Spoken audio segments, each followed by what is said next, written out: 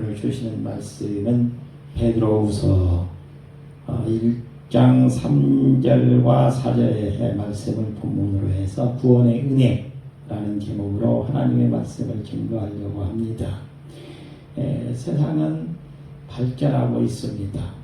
왜 발전하고 있는데 사람들은 부족하다라고 어렵다라고 결핍 속에 살아가고 있음을 말합니다. 풍요 속에 빈곤이라고 할 수가 있죠. 왜 그렇습니까?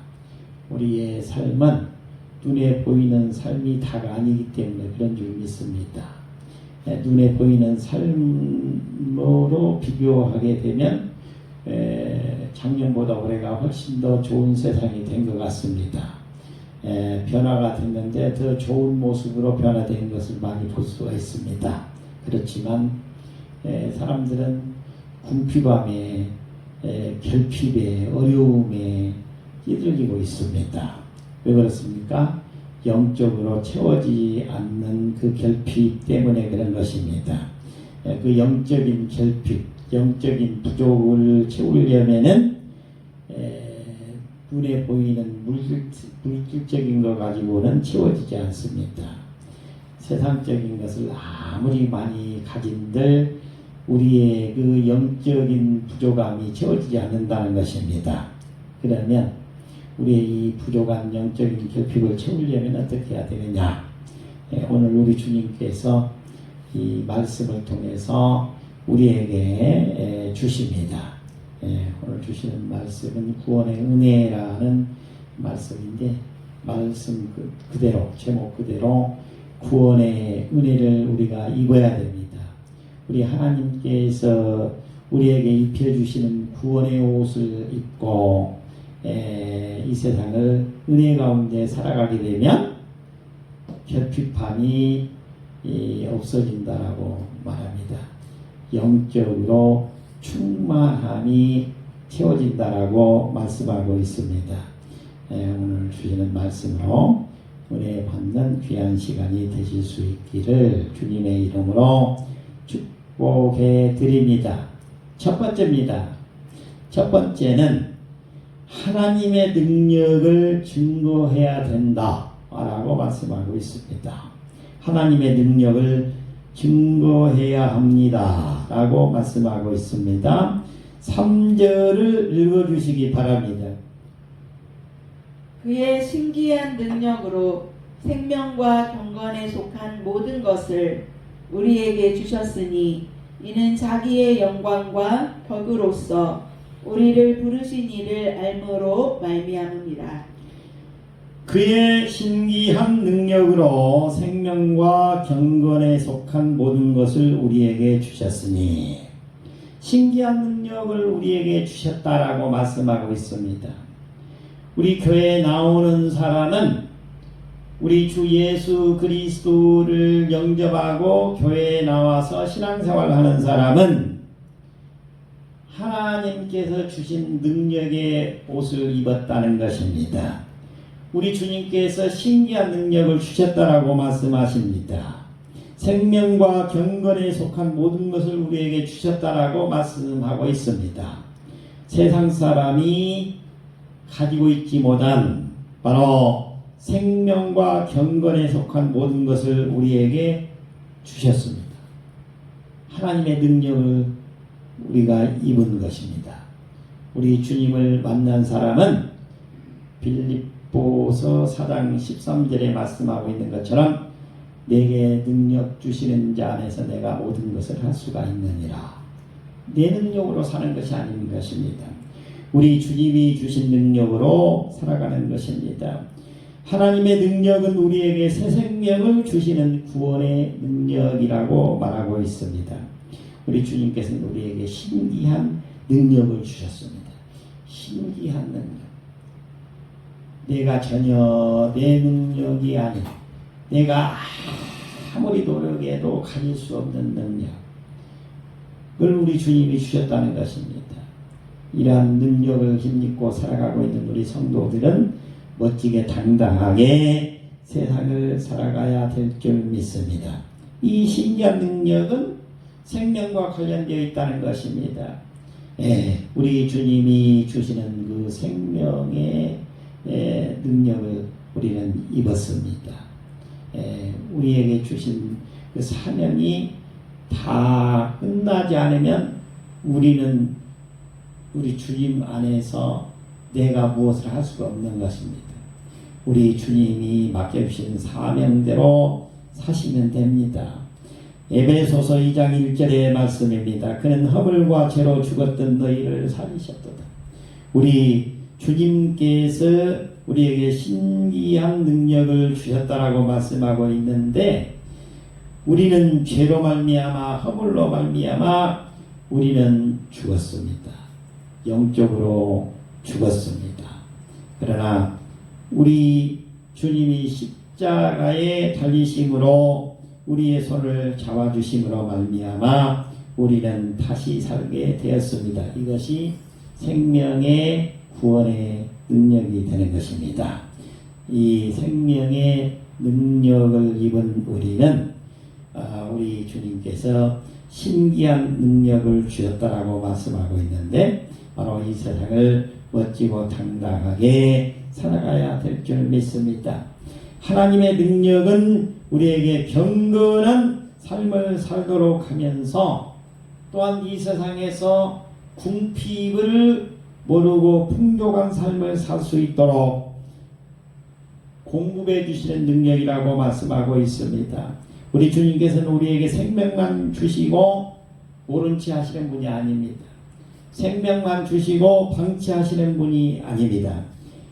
우리 이 험한 세상에서 죄를 이기고 거룩하게 살아갈 수 있도록 경건에 필요한 모든 영적인 필요한 은혜를 베풀어 주시는 것입니다.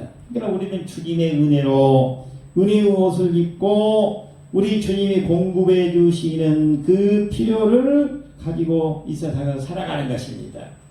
그러니까 당당하게 멋지게 주님을 증거하면서 살아갈 수 있는 우리 성도님들이 되실 수 있기를 주님의 이름으로 축복해 드립니다. 디모데후서 3장 5절을 보면 경건의 모양을 있으나 경건의 능력은 부인하니 이 같은 자들에게서 내가 돌아서라. 그러니까 세상 사람들에게서 돌아서라는 말입니다. 우리 교회에 나오시는 분들은 세상에 한 발을 걸치고 살아가고 있습니다마는 주님의 말씀에 순종하면서 살아가는 자세가 필요하다는 것입니다. 그러면 우리 주님께서, 좋으신 주님께서 빌립보서 4장 19절에서 말씀하고 있는 것처럼 다음 하나님이 그리스도 예수 안에서 영광 가운데 그 풍성한 대로 너희 모든 것을 채우시리라.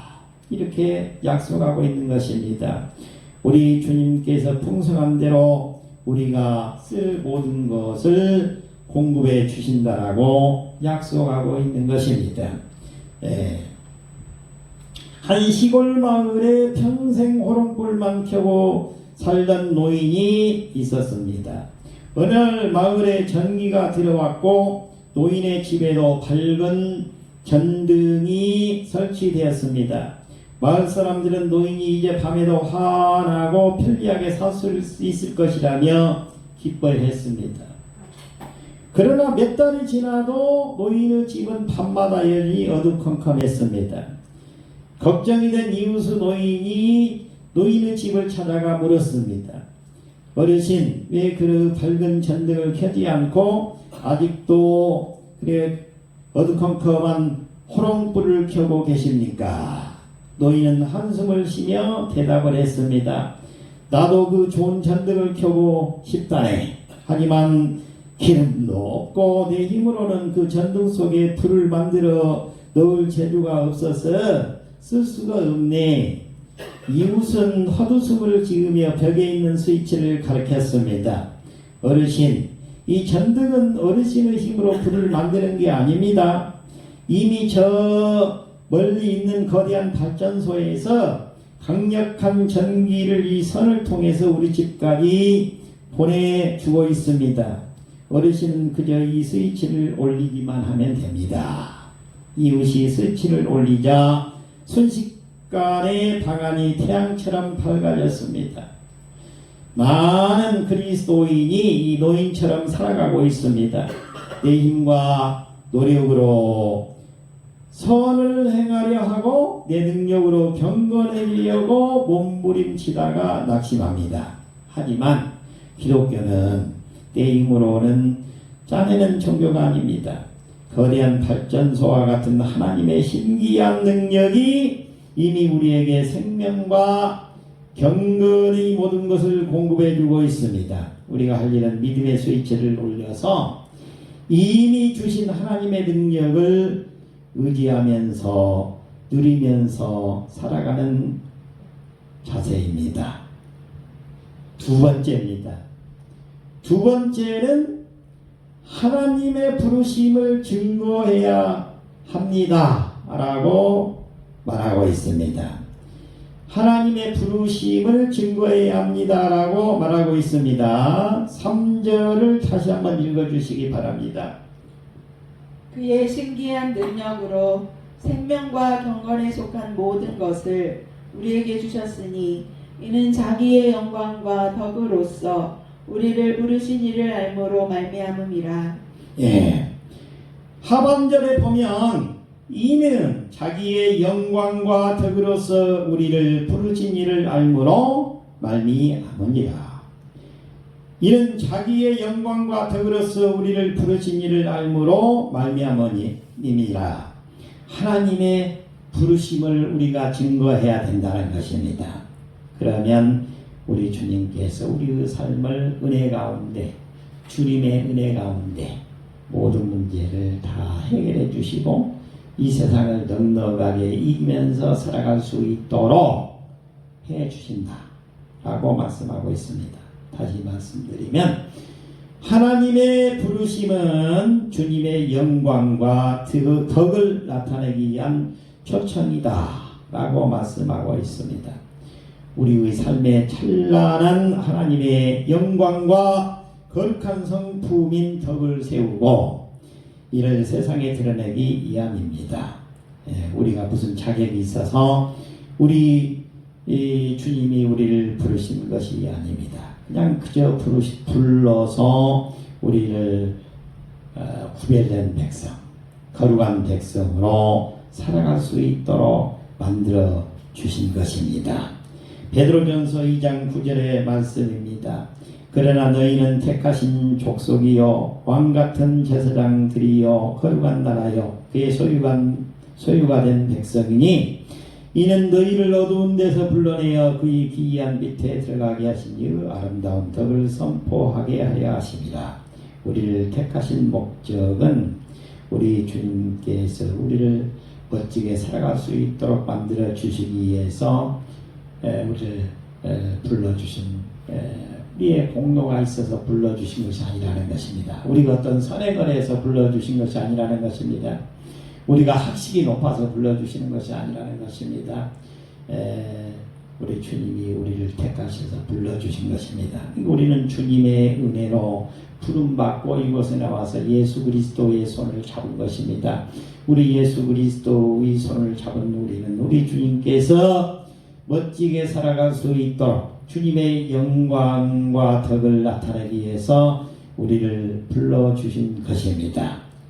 우리 주님의 은혜를 다시 한번 생각하면서 멋지게 살아가시는 우리 성도님들이 되실 수 있기를 권면해 드립니다.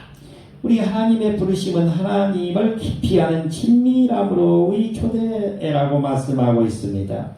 우리가 우리 주님이 우리를 불러주셨는데 우리가 할 일은 뭐냐? 우리 주님을 더 깊이 아는 것이라고 말씀하고 있습니다. 깊이 안다는 것은 우리 주님의 은혜를 더 깊이 깨닫는다는 것입니다. 주님의 손을 더 꼭 잡는다는 것입니다. 주님의 손을 어떠한 경우에도 놓지 않아야 된다라고 말씀하고 있는 것입니다. 주님을 우리가 깊이 아는 것. 다시 말씀드리면 주님의 은혜를 입은 우리가 주님의 그 십자가의 도를 더 깊이 깨닫는 것, 이것이 우리에게 필요하다는 말씀입니다. 요한복음 17장 3절의 말씀입니다. 영생은 곧 유일하신 참 하나님과 그가 보내신 자 예수 그리스도를 아는 것이다. 우리 예수 그리스도를 아는 것이 참 하나님을 우리가 아는 것이 되는 것입니다. 우리 좋으신 예수님께서는 우리가 예수 그리스도를 손을 잡는 순간 우리에게 성령 하나님을 바로 보내주십니다. 그래서 성령 하나님을 우리에게 동행시키셔서 우리가 어디로 행하든지 우리가 무슨 일을 하든지 우리 주님은 우리와 함께 하십니다. 그리고 순간순간 우리를 지켜 보호하여 주십니다. 불볕더위 속에서도 우리를 지키십니다. 또 극한의 추위 속에서도 우리를 지키십니다. 또 환난 가운데서도 우리를 지켜 보호하여 주십니다. 우리 특별한 주님의 보호를 받고 살아가는 우리 성도님들은 주님의 은혜를 다시 한번 깨닫고 주님을 깊이 아는 그 자세가 필요한 것입니다. 옛날 어느 나라에 자비롭고 영광스러운 왕이 살고 있었습니다. 어느 날 왕은 마차를 타고 거리를 지나가다가 길가 오물통 곁에서 부모를 잃고 진흙과 먼지로 뒤범벅이 된 채 울고 있는 거지 아이를 발견했습니다. 왕은 차에서 내려서 직접 손으로 그 아이를 안아 올렸습니다. 그리고 신하들에게 명령했습니다. 이 아이를 궁궐로 데려가라. 그리고 내 아들로 삼겠다. 아이의 신분은 그 순간 거지에서 왕자로 완전히 바뀌었습니다. 하지만 궁궐에 들어온 아이는 여전히 거지의 습성을 버리지 못했습니다. 손으로 음식을 허겁지겁 집어먹었고 궁궐의 바닥을 더럽히기도 했습니다. 왕은 그런 아이를 결코 야단치거나 쫓아내지 않았습니다. 대신 매일 아이를 품에 안아주고 왕이 얼마나 넓은 영토와 영광을 가졌는지 보여주었으니 왕족으로서 가져야 할 고결한 성품과 덕이 무엇인지를 친절하게 가르쳐 주었습니다. 시간이 흐르면서 아이는 자신이 얼마나 영광스러운 왕의 부르심을 받았는지 깨닫게 되었습니다. 왕의 사랑과 인격을 매일 경험하면서 깊이 알아가게 되자 아이는 스스로 거지의 누더기의 그 습성을 벗어버렸습니다. 그리고 장차 아버지를 닮은 품격 있고 존귀한 왕자의 모습으로 변해갔습니다. 우리의 모습이 바로 이 거지 아이와 같았습니다. 죄와 허물로 진흙투성이었던 우리를 하나님께서는 당신의 영광과 덕으로 부르셔서 하나님의 자녀를 삼아 주셨습니다. 우리는 내 힘으로 거룩해질 수 없습니다. 오직 우리를 부르신 하나님이 어떤 분이신지 매일의 삶 속에서 깊이 알아갈 때 그분의 영광스러운 성품이 우리 삶에 배어나오기 시작합니다. 우리를 부르신 이의 사랑을 깊이 신뢰하며 그분께 믿음으로 반응하는 삶을 살아가실 수 있기를 축복해 드립니다. 마무리하겠습니다. 세 번째입니다. 하나님의 약속을 증거해야 된다. 우리의 은혜로운 삶은 뭐냐? 하나님의 약속을 증거해야 합니다. 라고 말하고 있습니다. 4절을 읽어주시기 바랍니다. 이로써 그 보배롭고 지극히 큰 약속을 우리에게 주사 이 약속으로 말미암아 너희가 정욕 때문에 세상에서 썩어질 것을 피하여 신성한 성품에 참여하는 자가 되게 하려 하셨느니라. 네. 하나님의 신기한 능력, 하나님의 부르심, 이것이 보배롭고 지극히 큰 약속이라고 말씀하고 있습니다. 이로써 그 보배롭고 지극히 큰 약속을 우리에게 주사, 우리 주님께서 큰 약속을 주셨다. 보배로운 약속, 지혜로운 약속을 주셨다라고 말씀하고 있습니다. 하나님의 약속은 변치 않는 보배롭고 지극히 큰 약속인 것입니다. 이 약속을 우리가 따라가게 되면 우리 주님께서 우리에게 약속하고 있는 영원한 구원과 하늘의 유업을 천국에 들어가서 살 수 있는 영원한 축복을 받아 누릴 수 있도록 해 주신다는 것입니다. 우리 하나님의 약속은 세상적인 것이 아닌 것입니다. 세상에 썩어질 정욕을 이기게 하는 피난처가 된다라고 말씀하시고 있습니다. 우리 주님의 손을 잡고 우리 주님이 우리에게 약속하신 것을 따라가게 되면 세상적인 정욕을 우리가 이길 수 있다라고 말합니다. 요한일서 2장 16절 17절에 보면 이는 세상에 있는 모든 것이 육신의 정욕과 안목의 정욕과 이생의 자랑이니 다 아버지께로부터 온 것이 아니요 세상으로부터 온 것이다. 이 세상도 그 정욕도 지나가되 오직 하나님의 뜻을 행하는 자는 영원히 거하느니라. 이 하나님의 영원한 약속, 보배롭고 지극히 큰 약속. 다시 말씀드리면 하나님의 그 신기한 능력, 또 하나님의 그 우리를 부르신, 이게 큰 약속이라는 것입니다. 이 약속을 우리가 따라가게 되면 하나님의 뜻을 행하는 자에게 우리 주님께서 우리의 손을 꼭 잡고 멋지게 이 세상을 이기게 만들어 주시고 또 영원한 생명이 보장되는 천국의 삶을 누릴 수 있도록 만들어 주신다는 것입니다. 민수기 23장 19절의 말씀입니다. 하나님은 사람이 아니시니 거짓말을 하지 않으시고 인자가 아니시니 후회가 없으시도다. 어찌 그 말씀하신 바를 행하지 않으시며 하신 말씀을 실행하지 않으시랴. 우리 주님은 약속하신 것을 반드시 지키시는 분이시다는 것입니다. 따라서 우리는 어떻게 해야 되느냐? 우리 주님께서 약속하신 이 큰 약속, 보배롭고 지극히 큰 약속을 우리를 신성한 성품에 참여하게 하는 변화의 통로라고 믿고 우리 주님이 약속한 그 길을 멋지게 따라 올라가는 삶을 살아야 될 줄 믿습니다. 고린도후서 7장 1절의 말씀입니다. 그런즉 사랑하는 자들아, 이 약속을 가진 우리는 하나님을 두려워하는 가운데 거룩함을 온전히 이루어 육과 영의 온갖 더러운 것에서 자신을 깨끗하게 하자. 19세기 영국의 부흥사였던 찰스 스펄전 목사님께서 길을 가다가 한 가난한 과부의 집을 방문하게 되었습니다. 그 과부는 너무나 가난해서 끼니를 잊지 못했고 집안은 냉골이었습니다. 이야기를 나누던 스펄전 목사님은 벽에 액자처럼 정성스럽게 걸려있는 빛바랜 종이 한 장을 발견했습니다. 스펄전 목사가 물었습니다. 이 종이는 무엇입니까? 과부는 자랑스럽게 대답했습니다.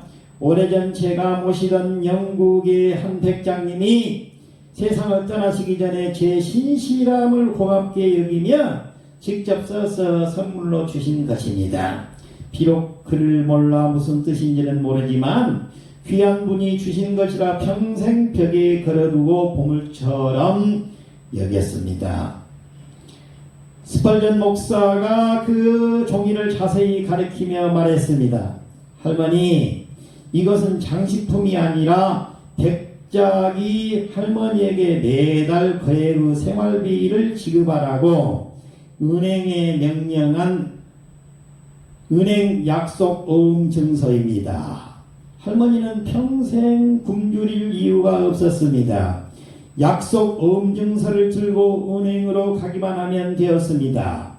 과부는 그 보배로운 약속 어음 증서를 벽에 걸어두기만 했을 뿐 정작 삶에서 꺼내 쓰지 못해 품질했던 것입니다.